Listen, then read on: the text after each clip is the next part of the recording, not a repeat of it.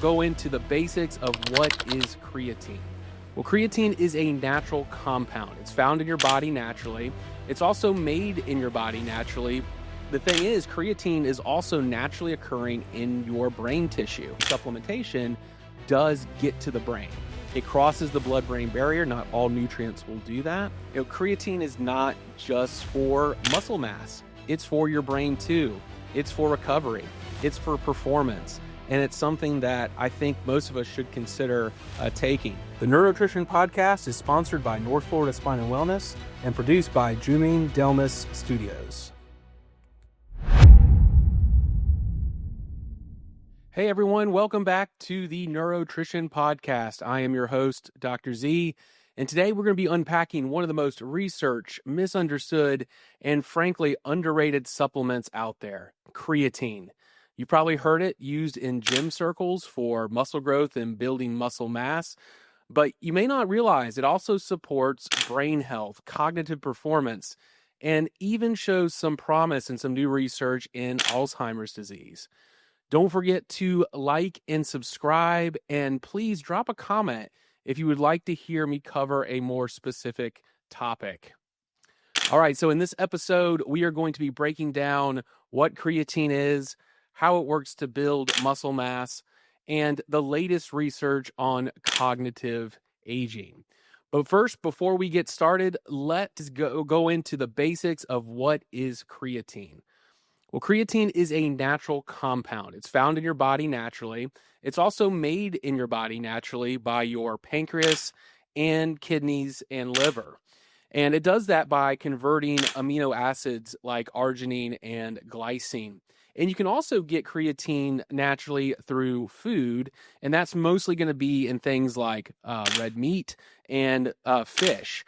But the thing is that in order to get the amount of creatine that you typically need that the research shows is beneficial, it takes several pounds of meat you have to eat every single day. So that's why supplementation is very popular and also very effective. So creatine, the way it works, it essentially helps make what we call ATP. ATP is the basic chemical compound that your cells will use for energy. So when we think about how creatine builds muscle in particular, what's going to happen is every time that you lift a weight or play with your family or do anything that activates your muscles, you need ATP to help those muscles get energy to work. So creatine helps regenerate that ATP faster, giving you more power for short, high-intensity movements. So when you supplement with creatine before workouts, you're going to do several things. Number one, improve strength and power output, increase muscle mass, especially combined with resistance training. So you can't just take creatine and not lift a weight. That's not going to work to build muscle mass. It's also going to reduce fatigue and also help recovery. So when you get that muscle soreness when you leave the gym, for some people that can be really prolonged, and sometimes that doesn't mean you don't have the cellular energy to repair that tissue after you've exercised it. Also, the other thing that creatine can do is possibly lower the risk of injury in older adults. It can also help limit the loss of muscle mass. As we age, we all lose muscle mass over time, and that's really an important thing because not only can that make you more prone to have some sort of fracture, like a hip fracture as you age, but also there is lots of studies that actually show that older adults with higher levels of muscle mass actually have longer levels of cognitive longevity. So again, muscle mass is an extremely important thing, and creatine can help us because, when we age, we're naturally going to lose that muscle mass. So anything we can do to help keep that on is something that's worth exploring. This is why also it's really popular with athletes for just overall performance, and also great for people just looking to stay strong and functional as they age. Now, here's where things get really interesting. What does creatine do for your brain? That's something that a lot of people really probably haven't even put one thought into. And the thing is, creatine is also naturally occurring in your brain tissue. And because it makes ATP, just like your muscles, your brain, your neurons need ATP to connect and to wire. So anything we can do to activate more cellular energy is going to help you, help your brain connect and be healthy as possible. This is especially true during periods of mental stress, sleep deprivation, or cognitive demand and aging, because when we are in those stages, we're going to use up more of that energy because the brain, we're putting more stress and demand on the brain. So anything we can do to increase ATP during that time is going to show a bigger effect. So that makes creatine really effective in those moments. In fact, there was a 2024 meta-analysis study that was done. And if you're not familiar with what meta-analysis studies are, essentially they are studies of the study. So they are one of the highest quality of studies that are out there. And this study showed that creatine supports memory, attention, and processing speed. So this even leads us to the thought that this could be helpful for kids with ADHD or even autism or any kind of focus or attention issue, something that there's going to be more and more research coming out about. Mental fatigue resistance. This is an area where large doses have shown to improve cognitive performance. And a great example of this is sleep deprivation. So when people lose sleep, it wears on their ability to have high cognitive function. There was one study that showed a megadose, 35 grams of creatine, actually helped high-level cognitive function for up to 9 hours after sleep deprivation. That's pretty incredible. Not a typical dose, not the typical dose I would recommend to anybody, but that shows the power that this nutrient can have.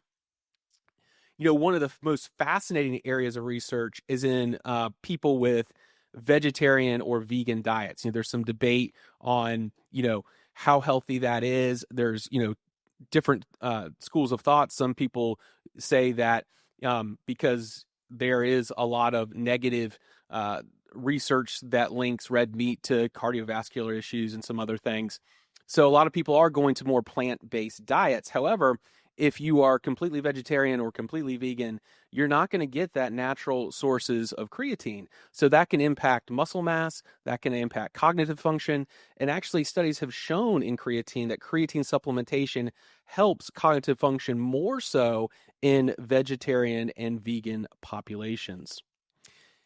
Moving on to what I think is really some groundbreaking research and could lead to some big breakthroughs, and that is Alzheimer's research. When we talk about Alzheimer's, there's not really medications have, for the most part, fallen flat. Hasn't been really much that has shown to be super effective when it comes to slowing down or reversing Alzheimer's disease. Really the main goal has always been, can we slow it down? Can we prolong the effects of that disease? However, there was just a really cool study that came out looking at creatine, and they gave all of the participants 20 grams of creatine per day. And they did that for 8 weeks at that dose, so only 2 months. And after those 2 months, they found that their creatine levels in the brain raised about 11%. And why that's important is because that shows that the supplementation does get to the brain. It crosses the blood-brain barrier. Not all nutrients will do that. And then that is for it to work, that's going to be really, really important. So it did show that it did that. Also, the participants showed on average a 10% improvement in working memory, plus some gains also in attention and reading comprehension. Now, 10% may not seem like a huge amount for the average person listening to this, but when you talk about a disease that, really our goal is to not get worse, to see that level of improvement in just 2 months, I think is really exciting and really something we should be thinking about looking at as an intervention moving forward. 80% tolerated the dose. They didn't have a lot of side effects. And in general, side effects, are very limited when we talk about creatine, which we'll talk about here in just a minute. But going back to Alzheimer's, this is inexpensive. This is safe. This is something that I think a lot of more people need to be aware of. And also, it makes us think, hey, maybe this is something we can do proactively before we get to a point of Alzheimer's to help maintain our cognitive longevity. So let's move into the safety and typical dosages that we are going to typically recommend for different cases. The safety side, like I said, this has been the most researched nutritional supplement that there has ever been. And really the safety studies are very high quality and show that it is a very credibly safe nutrient. So we don't really have a lot of concerns. There is some moderate concern with people who have already existing kidney disease. So certainly if you have a kidney issue, please talk to a physician before you go taking especially big doses of creatine. That would definitely be wise. However, other than that, the only really side effect that we typically have is some mild bloating that can happen after taking the nutrient. And sometimes that's just a matter of how you process it. Sometimes we'll recommend digestive enzymes that might help offset some of those side effects. And sometimes it's just, simply trying to get used to that supplement. So sometimes it just takes a little bit of time. You might want to go a little slower dose before really ramping it up. Now, as far as dosages, for most people, we're going to go in the 3 to 5 gram range. 5 grams definitely can have a cognitive effect. If you are looking to really increase cognition, you might want to go closer to 10 grams in adult. If I use this with a child who has like ADHD or autism, I'm going to recommend typically, depending on the age, closer to 5 grams. If you have a sleep deprivation issue and really need to function the next day, I'll typically recommend 20 grams for a short time period, just so you can function when you need to be able to function. So those are typically what I'll do. There's no hard and fast rule. Everyone can be a little bit differently. So if you're concerned or not sure, it's always wise to start that lower dose and slowly ramp it up. Now, another key point is when you're looking for creatine products, I always recommend getting something that is called NSF certified, and that's really critical if you're an athlete, because then it doesn't contain other things that can disqualify you from participating, because sometimes you can have certain brands that have other ingredients in it that can create a problem. So here's the big takeaway from this episode. Creatine is not just for muscle mass. It's for your brain too. It's for recovery. It's for performance. And it's something that I think most of us should consider taking. Now, remember, especially if you're looking this to build muscle mass, if you don't exercise with taking the nutrient, it's not going to work. So, but with all that being said, if you're looking to improve cognitive function or just trying to stay functional as you age, creatine is definitely something that you're going to want to consider. And if you just don't know what to do, feel free, go to our website for our office, healthytallahassee.com. I'm happy to schedule a consultation with you and talk about your health and see if this makes sense for you, because it may not. There's always a situation where not everything is one size fits all, for sure. Okay, so that wraps up another episode of the Neurotrition podcast.